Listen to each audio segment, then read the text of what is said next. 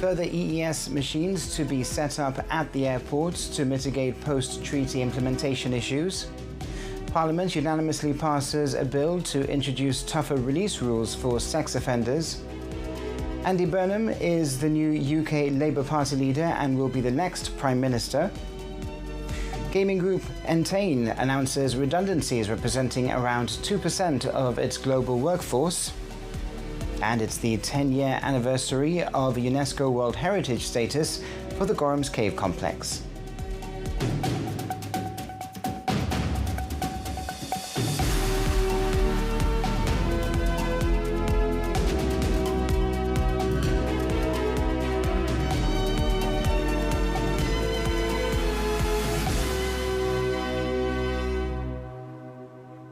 Good evening. Measures to try and mitigate post-treaty implementation issues are being introduced.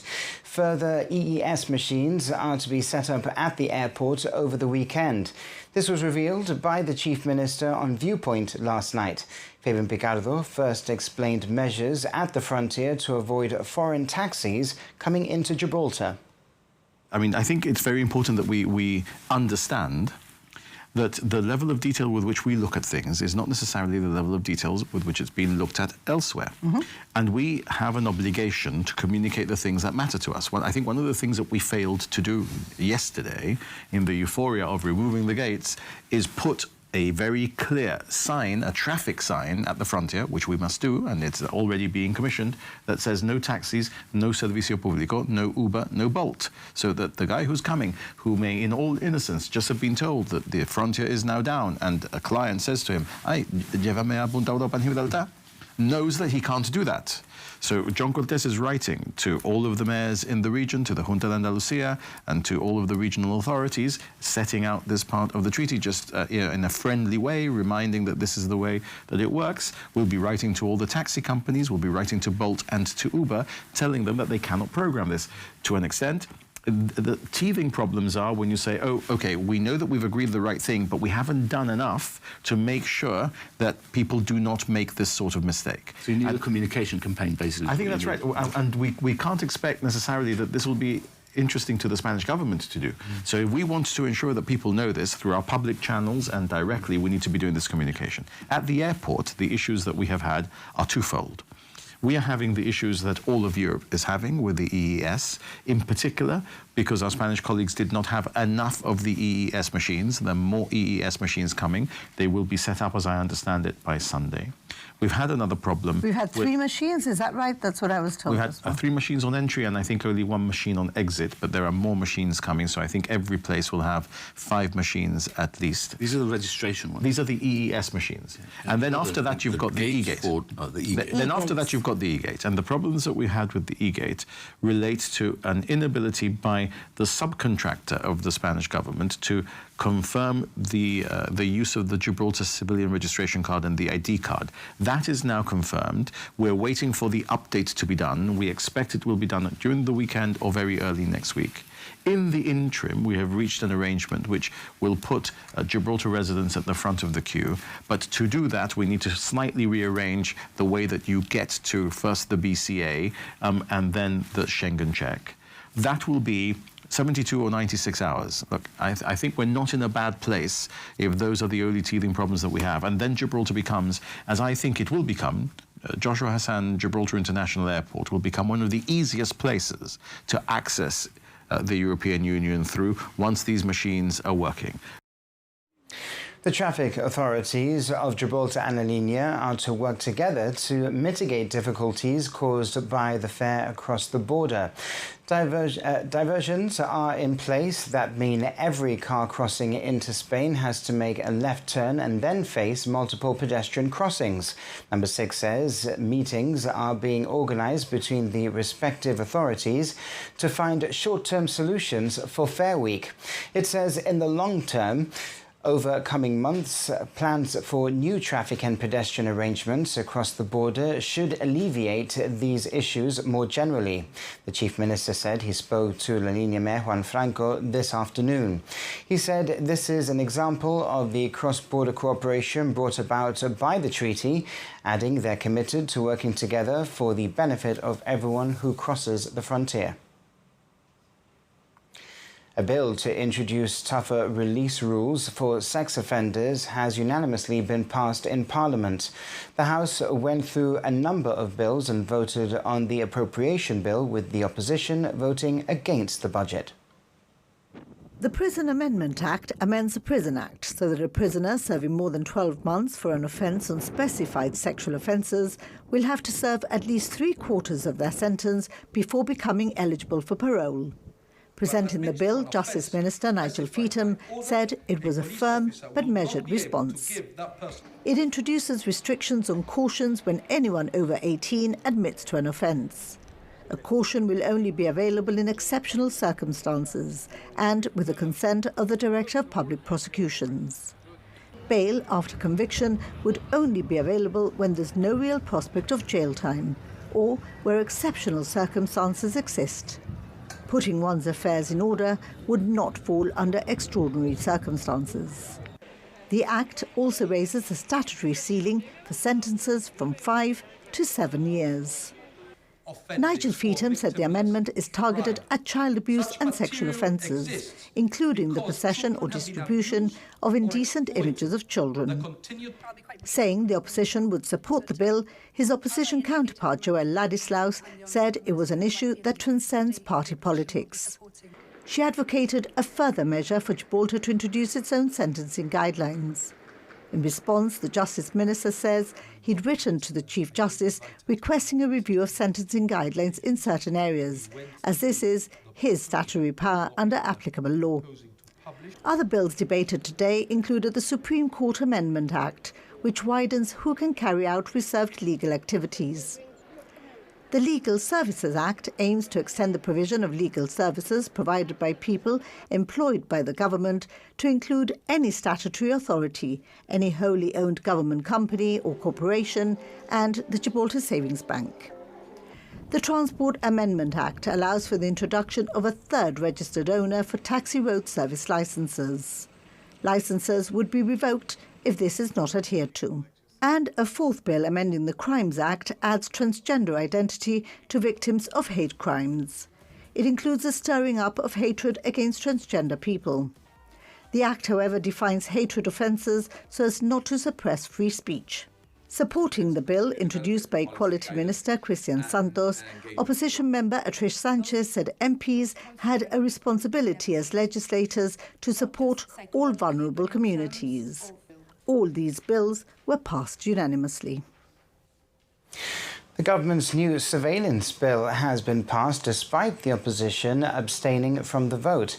The Chief Minister says the legislation updates Gibraltar's laws to tackle modern crime, while the opposition says the proposed safeguards don't go far enough. For the first time, the rules covering interception, covert surveillance and access to communications data would all be set out in one law. The Chief Minister says the bill brings clarity to powers already used by law enforcement and introduces stronger legal safeguards. Part 1 establishes the central privacy framework. Clause 6 makes clear that the bill defines the extent to which investigatory powers may interfere with privacy.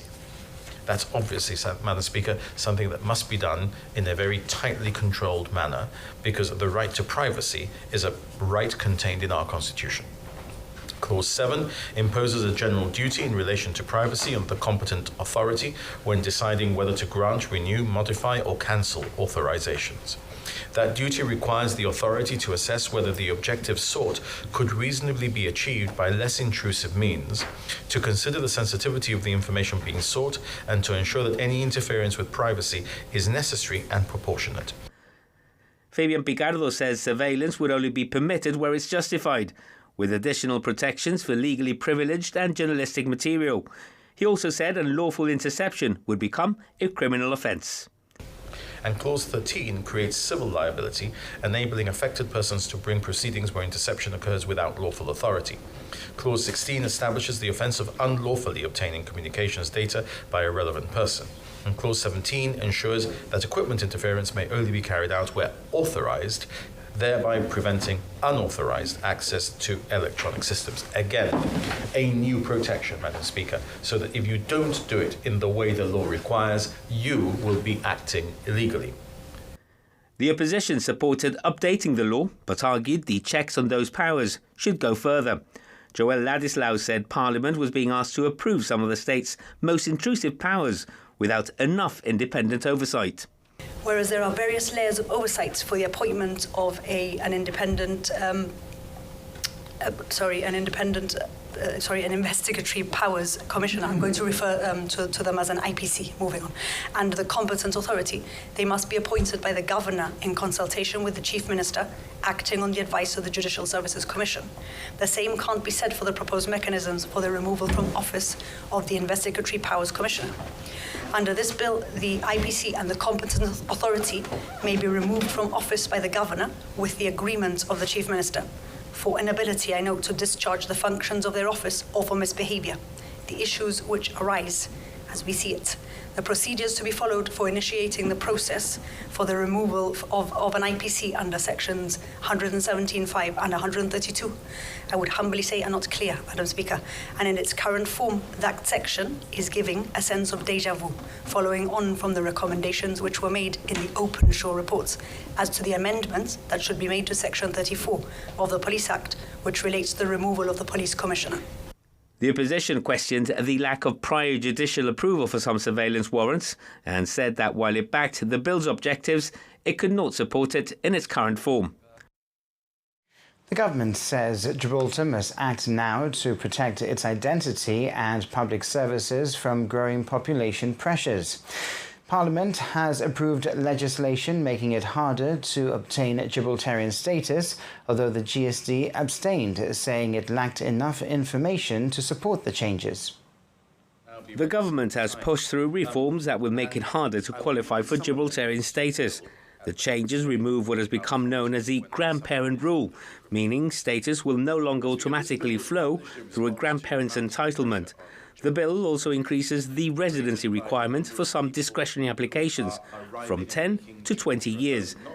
The government says the measures are needed to protect Gibraltar's identity and ensure public services remain sustainable as the population continues to grow. The government argues that Gibraltarian status should be reserved for those with a strong and direct connection to the community.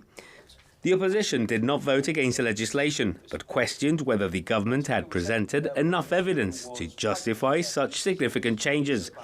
The GSD argued the reforms could affect people with long-standing family ties to Gibraltar, including descendants of Gibraltarians living abroad who still regard the Rock as their ancestral home.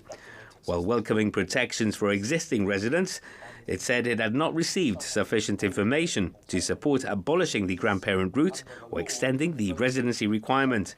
The party abstained, allowing the bill to pass. Gibraltar's charity laws are set for their biggest overhaul in more than 6 decades. The government says the new Charities Bill will modernise the sector, strengthen oversight and improve transparency while introducing tougher safeguards against money laundering and terrorist financing. The opposition agreed there was a clear case for modernising the legislation. The bill was approved in Parliament unanimously, and Parliament also unanimously approved amendments to the Private Foundations Act. The changes allow private foundations to prepare their accounts using standards issued by the UK's Financial Reporting Council alongside Gibraltar's Companies Act in what the government says is a move to modernise the legal framework. Parliament has now adjourned for the summer. Andy Burnham is the new UK Labour Party leader and next Prime Minister. He received 379 nominations and was the only candidate to meet the threshold for eligibility.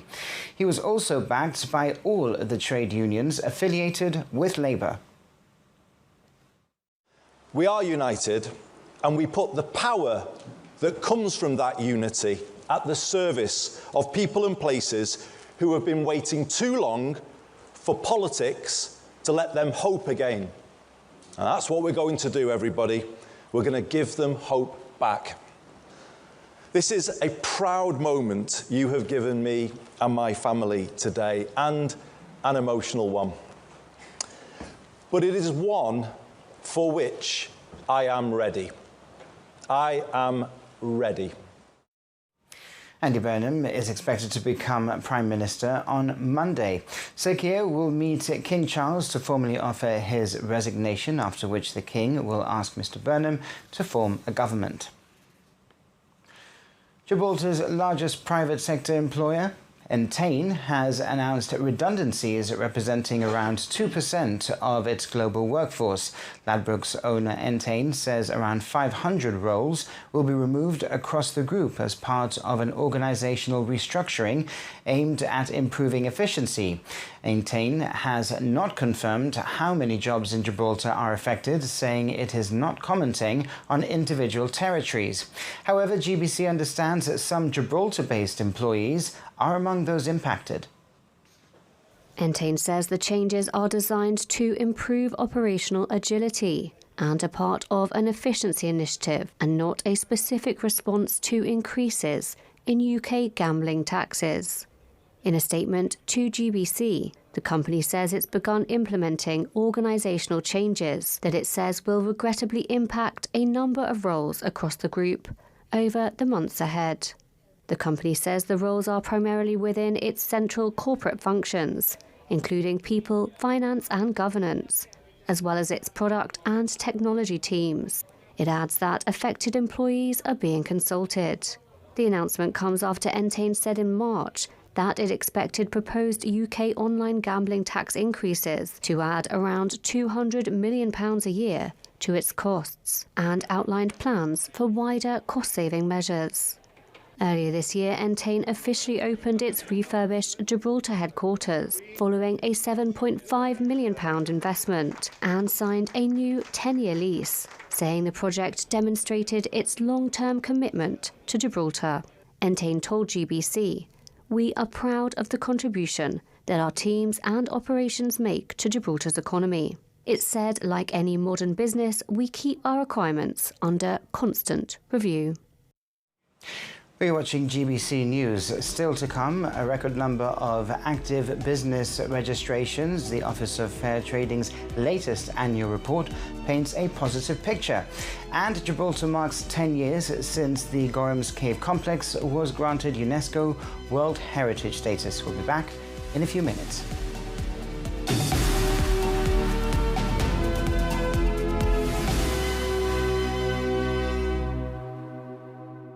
And decorating supplies, the corner shop, free parking and free delivery.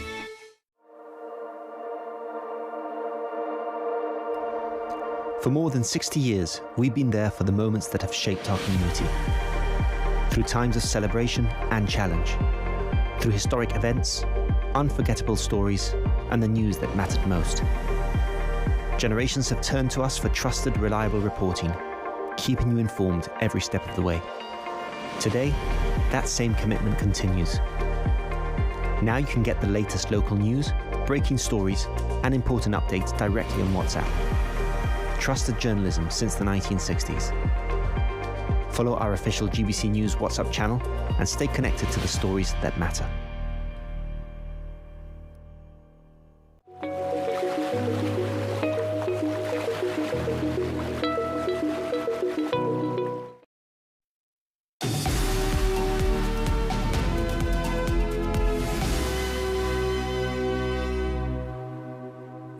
Welcome back. Gibraltar's treaty agreement has been highlighted by a political party in the Spanish enclave of Melilla as a model for future cross-border cooperation.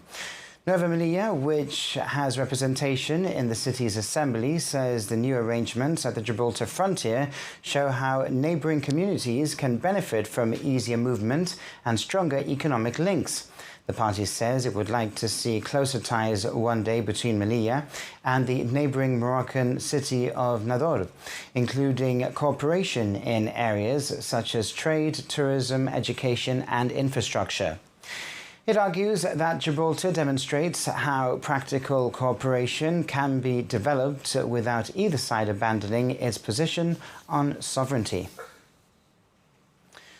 The Office of Fair Trading's latest annual report paints a positive picture of Gibraltar's business landscape with more than 4,400 active businesses, growing registrations and a busy property market.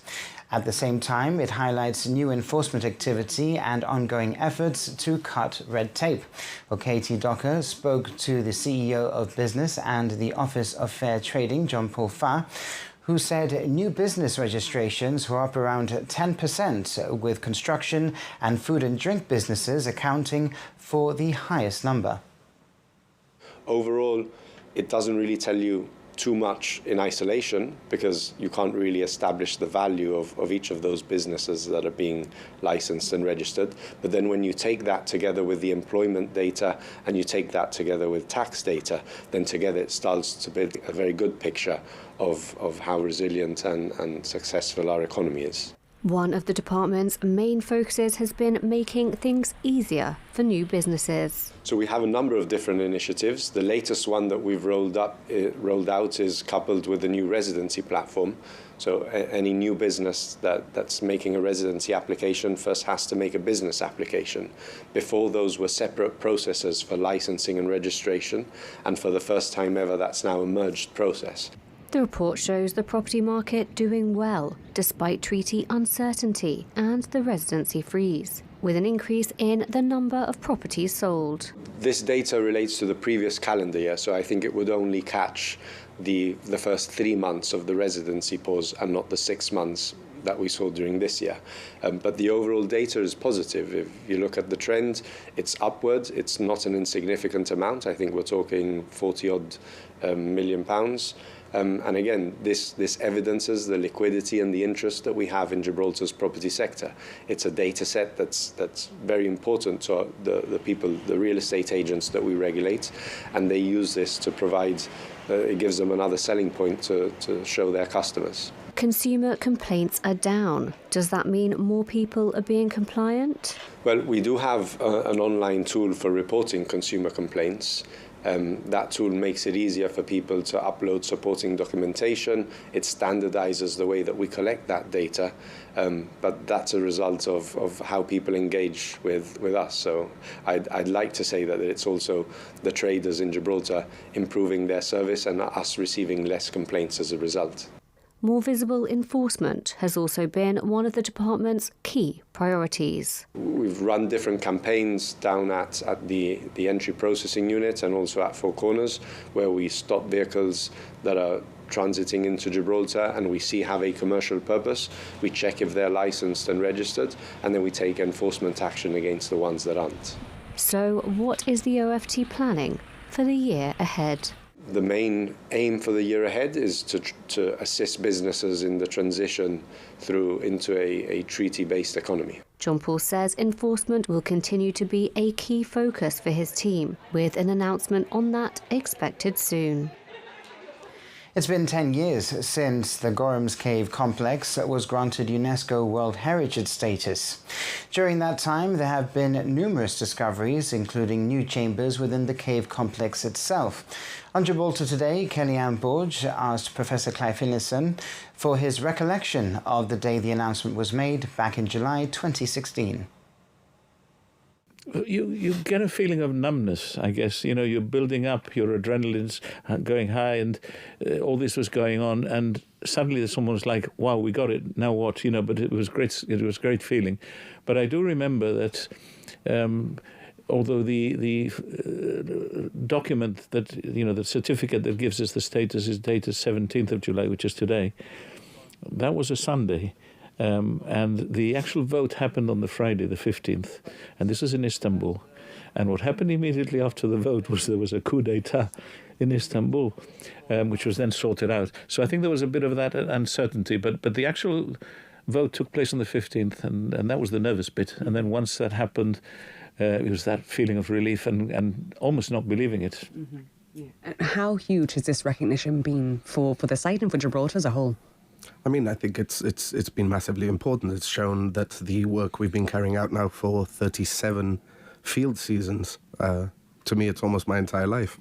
It's given it that, affirmation that it's a really big deal. It's one of only 2 UNESCO World Heritage sites to do Neanderthals anywhere in the world. So yeah, I mean, it's unbelievable. It's been 10 years. I was commenting before, to me it's more like if it was only 3 years ago or something, but yeah. How does the work compare? Because obviously the work on the complex started back in the 80s, no, I believe. Yeah, late 80s we were talking about this, and early 90s, yes. But we did some work in 89, that far back. So once it became recognised as a UNESCO site, did that just kind of like up the ante when it came to research and your work on it? I think the research has always carried on in a similar methodology. I think what it's given is a lot of interest, definitely from the outside, a lot of awareness. Obviously we've always wanted, and we still aspire to be able to take as many people to the site as possible. But I think it's fair to say the methodology has always been the same. The amount of work has been the same.